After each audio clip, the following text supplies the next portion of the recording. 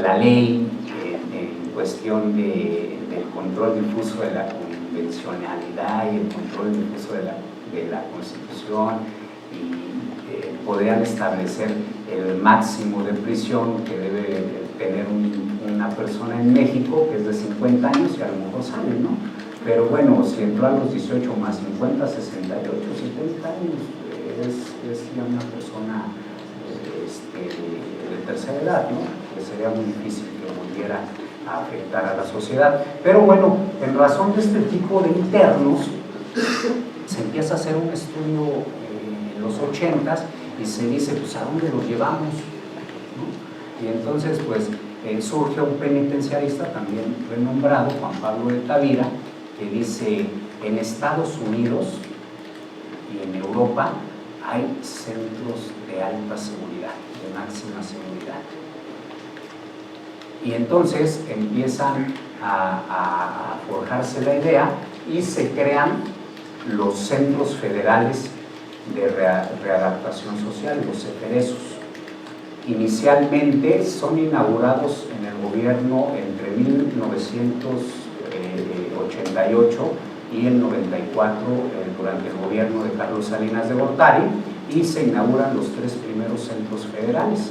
El primero es en el Estado de México, Almoloya de Juárez, ahora denominado el Altiplano o el Centro Federal de Readaptación Social número 1, Puente Grande, Guadalajara, o Centro Federal de Readaptación Social número 2, y el de Durango. Son los tres penales que crea la federación para llevar allí a internos de alta peligrosidad, y se denominan como centros federales de alta seguridad. Independientemente de que existe las Islas Marías. Las Islas Marías son inauguradas como complejo penitenciario por Porfirio Díaz en 1905. En 1905 establece las 4 islas, Isla Madre, ahora le llaman Bugambilia, a una de ellas, han variado los nombres. Estas 4 islas con una población al día de hoy de aproximadamente 2.500 internos. Ya dejó de ser, en los tiempos cuando se inaugura Islas Marías, pues era la prisión de mayor miedo para las personas que se encontraban en algún centro de reclusión del país. Las famosas cuerdas, estas cuerdas, ¿no se vieron alguna vez la película de Pepe el Toro es Inocente? Cuando después de Lecumberri, que además graban una escena en una de las circulares, se lo llevan en una cuerda. ¿Por qué le llamaban cuerdas? Pues se agarraban de la mano como elefantes, o se les daba una cuerda para que no se separaran de ella, y eran las famosas cuerdas a Islas Marías. Y en esos tiempos pues era un horror para cualquier persona privada de su libertad caer en ese supuesto de características para llevarse allá. Y bueno, como ha sucedido muchas veces, eran llevadas personas no ad hoc al sistema de ese momento, ¿no? Hoy por hoy funciona Islas Marías, pero ahora es una prisión modelo. Una prisión modelo, aun cuando el último motín que se sucedió en el 2012-2013, donde hubo hasta alrededor de 10 internos fallecidos. Sin embargo, a pesar de eso, hoy por hoy es una prisión modelo, que además en el diagnóstico nacional de supervisión penitenciaria de la Comisión Nacional sacó una puntuación arriba de 8.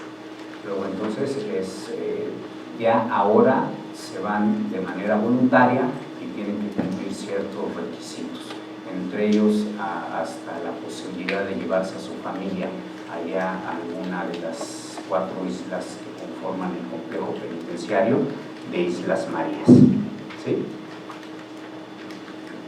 Bueno, ¿cómo vamos? Miren, por ejemplo, las islas, la que se llamaba Isla Madre, ahora se llama Cerradero, la Isla Magdalena es Laguna del Toro, la Cleofas, así se llamaba una, ahora se llama Morelos, y San Juanito se llama Bugambilias. Me voy muy rápido en estos temas, ya para concluir.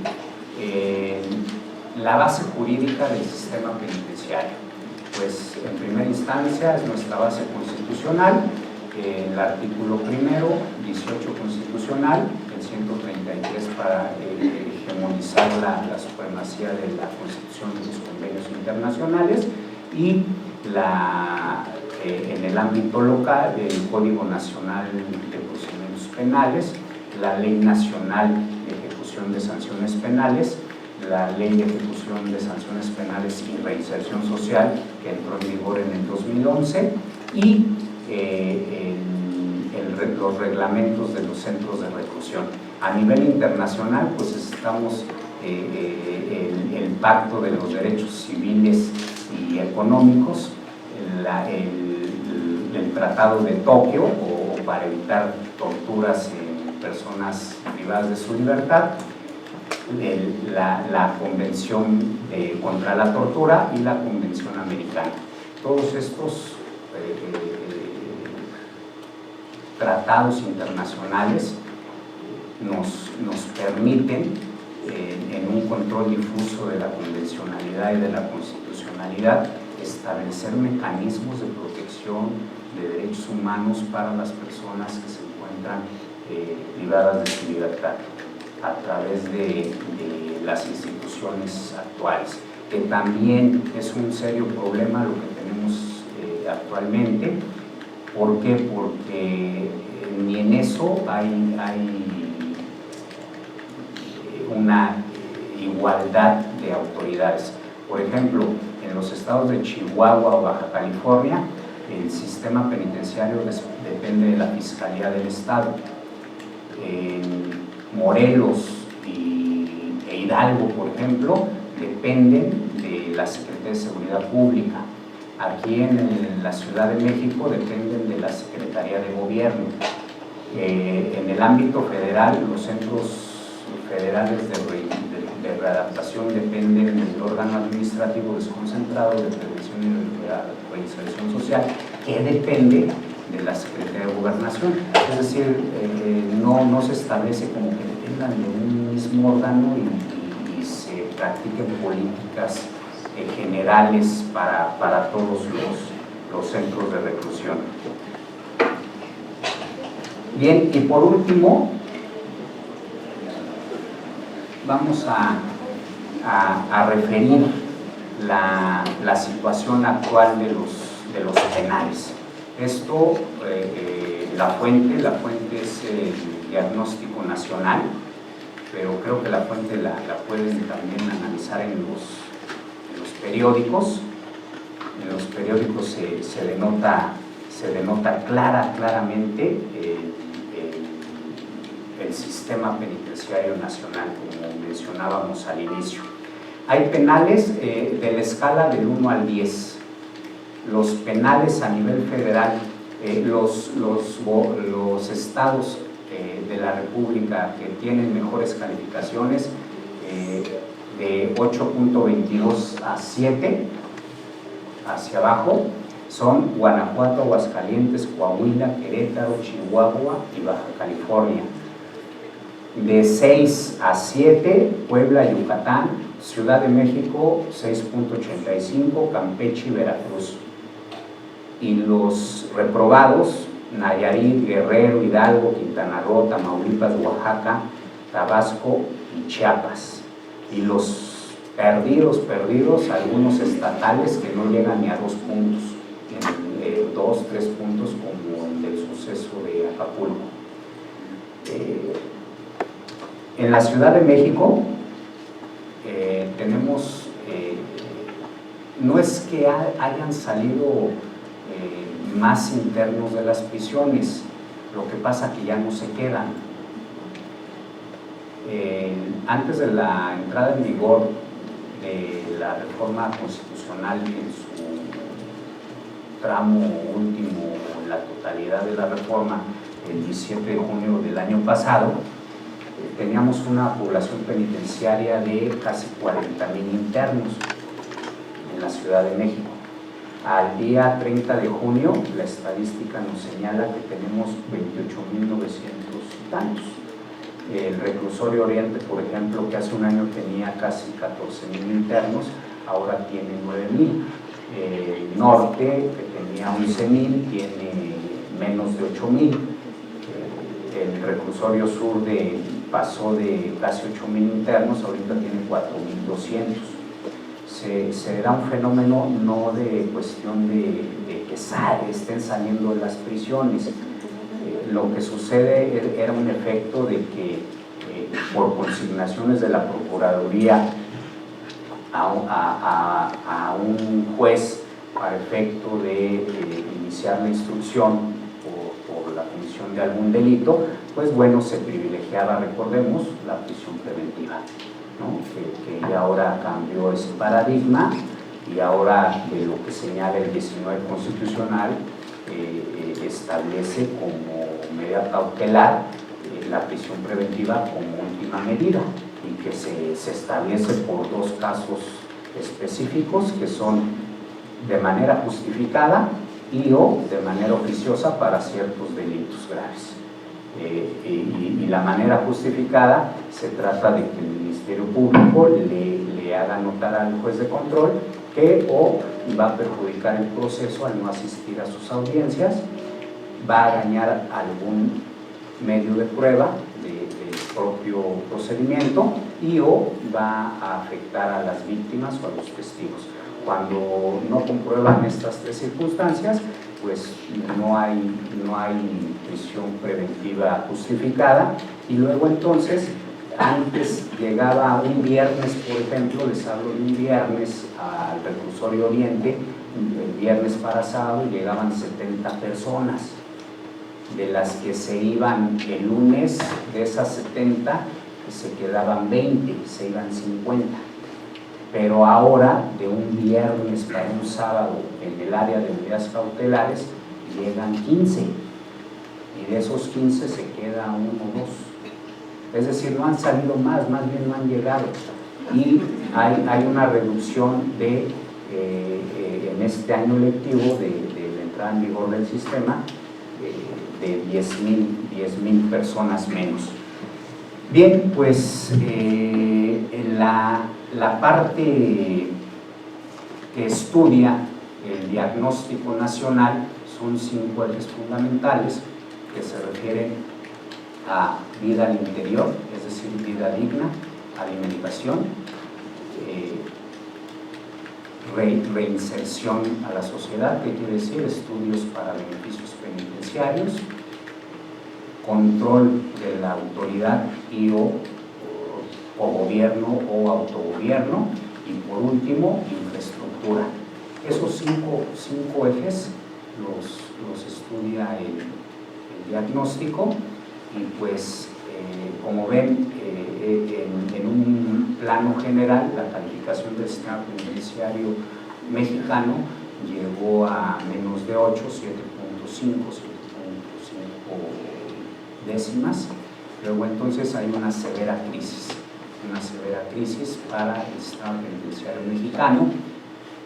En la problemática, nos llevaríamos una clase completa de la problemática, de los razonamientos del espíritu de la ley de la reforma del 2008, la modificación del 18 constitucional, la gran parte de derechos humanos, cuando se pasa del sistema penal, como decía el 18 constitucional, el sistema penal se basará en la readaptación de la persona a través del trabajo, la capacitación para el mismo, la educación, nada más. Ahora, el 18 constitucional señala muy claramente que el sistema penitenciario, ya lo llama como tal, el sistema penitenciario se basará en la reinserción de la persona a través del respeto a los derechos humanos, inclusión nueva, trabajo, capacitación para el mismo, educación y deporte y salud. Es decir, se agregan una serie de factores que tienen como finalidad el mejorar el sistema penitenciario. Al final de cuentas, nos sirve a toda la sociedad.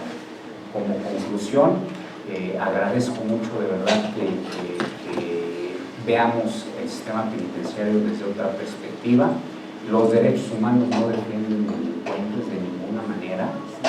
Yo no conozco un caso que haya obtenido su libertad por intervención procesal de la comisión. Es más, ni siquiera actúan con nosotros. Ahí andan visitando muy seguido, pero no actúan en distracción. Por tanto, no. Es para mejorar la vida al interior y la proyección hacia afuera, para evitar actos de veras arraigados, de corrupción, de extorsión, sobrepoblación, hacinamiento, de verdad grave, pero ¿qué viene? En el ámbito federal se crea la licenciatura en el sistema penitenciario, va a ser la primera generación en el 2018 del Instituto de Estudios Superiores de la Policía Federal, aquí en México, en la Ciudad de México. El Instituto de Capacitación está en pláticas con el Instituto de Formación Profesional para efecto de capacitar a las personas. Y están inmersos en el sistema penitenciario en el nuevo paradigma, creación de las unidades de medidas cautelares al interior de los centros. Se crearon unas áreas para internar ahí a las personas que quedan a disposición del juez de control, muy amplio, pero esto nos permite cambiar ese pensamiento. No digo que no reconozcamos lo negativo, ahí está lo que pasó en Acapulco, ¿no? Sin embargo, sí una nueva perspectiva, y al igual que Marco, fiscal, invitar a todos a que nos acerquemos a esa parte de la justicia, ese eslabón de la justicia en México, que se organicen visitas académicas a los centros de reclusión. Hay toda la apertura con el actual subsecretario, hay toda la apertura para me apunto ahí para apoyarles en visitas académicas a los centros de reclusión y darle una difusión y que vean el verdadero rostro al interior de las personas. Y pues bueno, con esto concluyo, les agradezco mucho.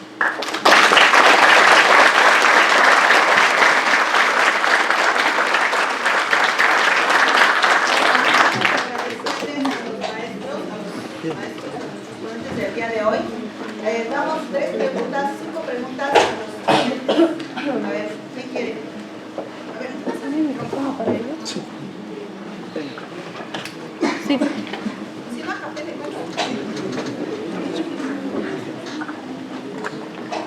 A ver. Primero a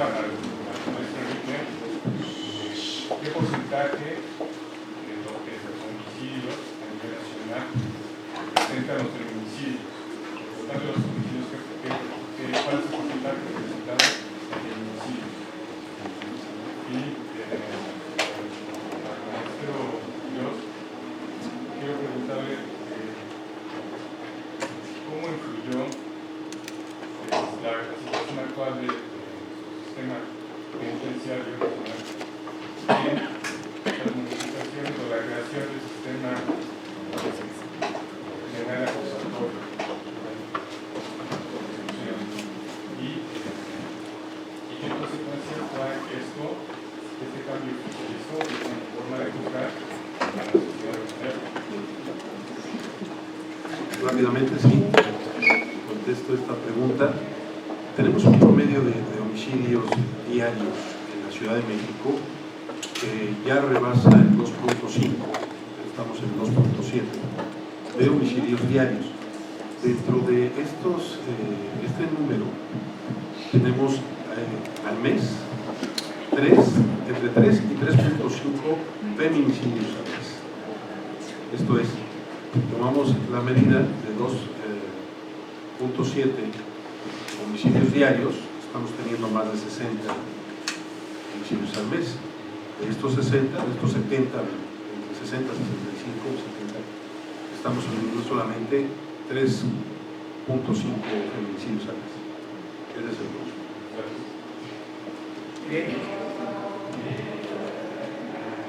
Tema de relevancia e importancia desde los debates para la reforma constitucional de junio del 2008, y precisamente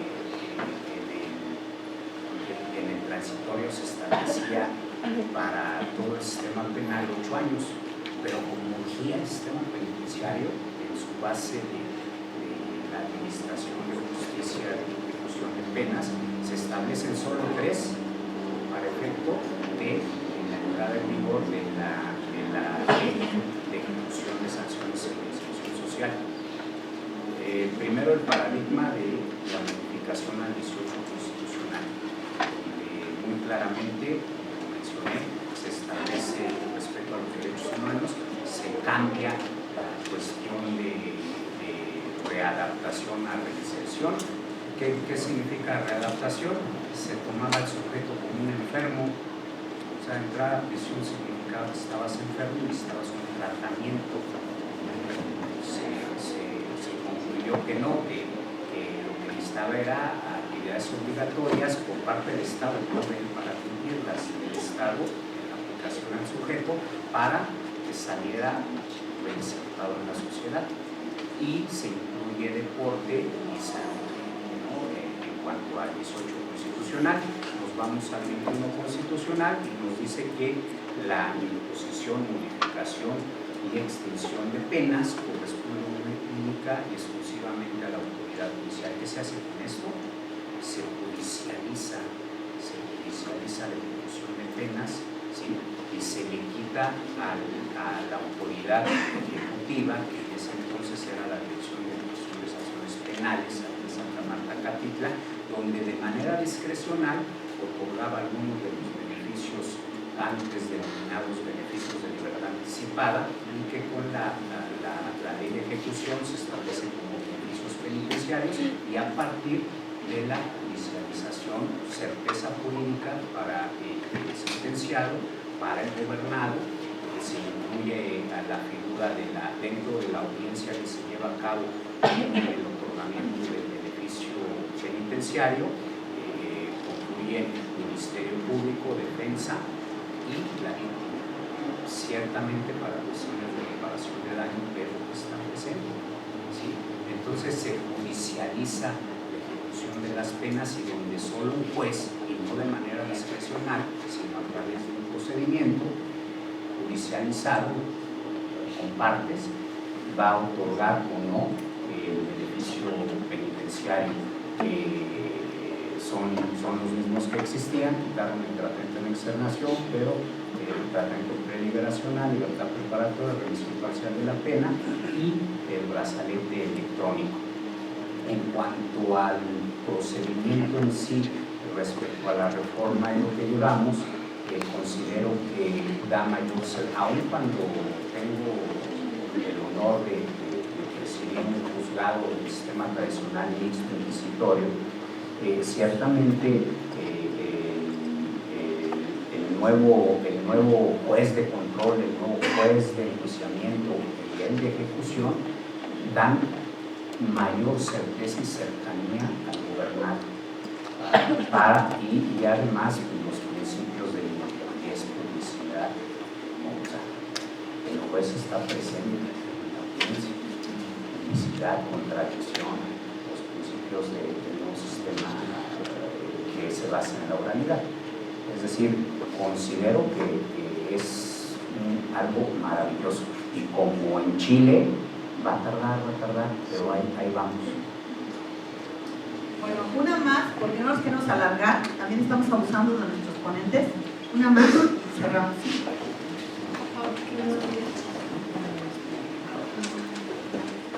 Es una pregunta, por decir, por retirado. La primera es, ¿En qué momento, en qué circunstancia o qué requisito se requiere para que el titular del Poder Ejecutivo de las entidades declare alerta de género en el caso de los feminicidios de las entidades federativas? Porque nosotros escuchamos en las noticias que no se pronuncian los gobernadores, entonces quisiéramos saber exactamente cuál es la situación, si es jurídica, si es política, si es circunstancial. Y la otra pregunta, bueno, más que pregunta es, desde que se dio la reforma, evidentemente hay entidades que han avanzado con la implementación del nuevo modelo. Hay quienes dicen que falló el modelo o la implementación.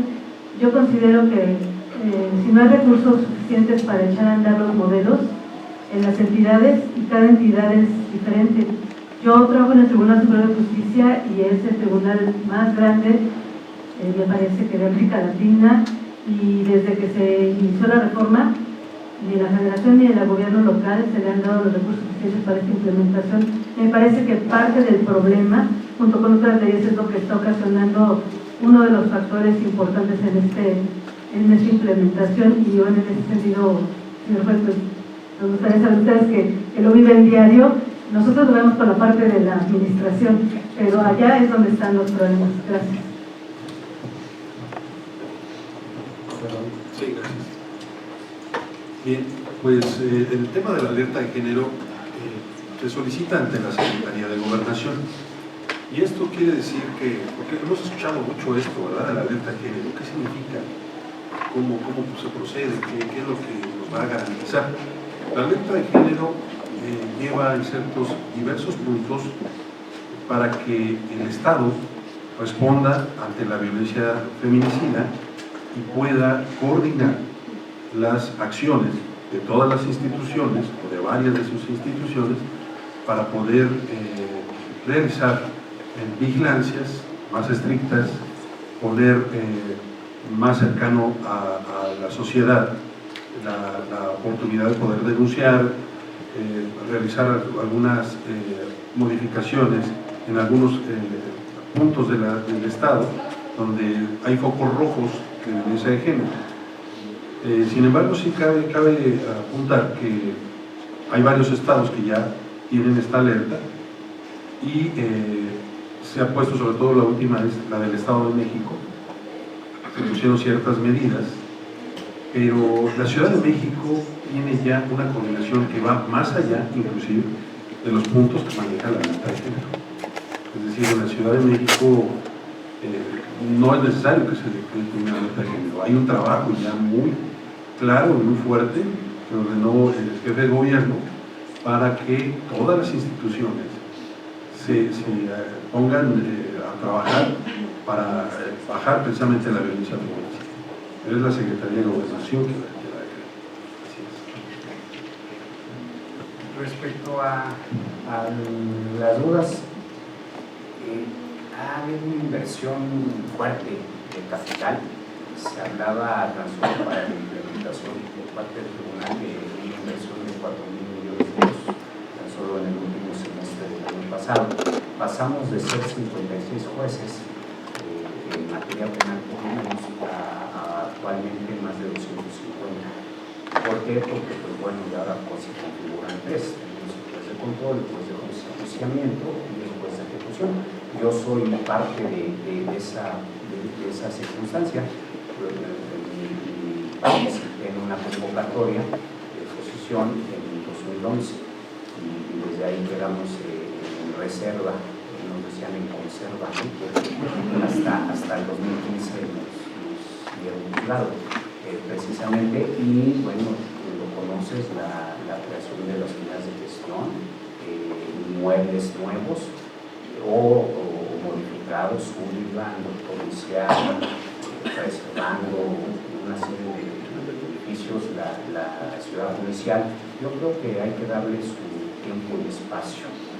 Ciertamente hay pendientes en el caso de la ejecución de las penas. El transitorio de la Ley Nacional de Ejecución, el tercero o cuarto, señala que tiene que haber una declaratoria por parte de los gobiernos estatales para que entre en vigor ese orden anterior, situación que no ha prevalecido.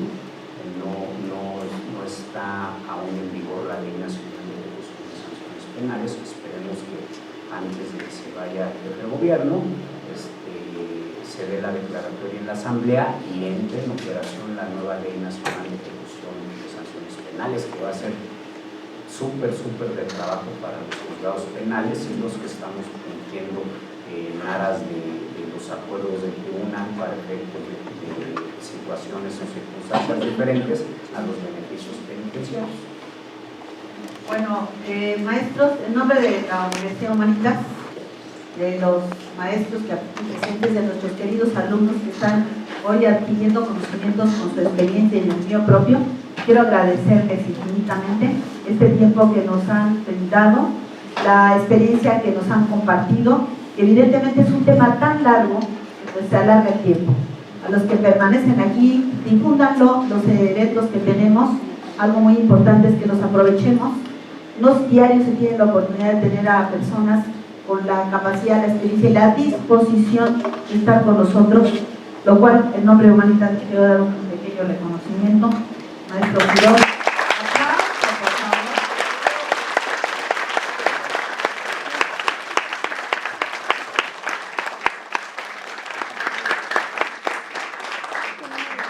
Maestro Reyes Peña, otro aplauso.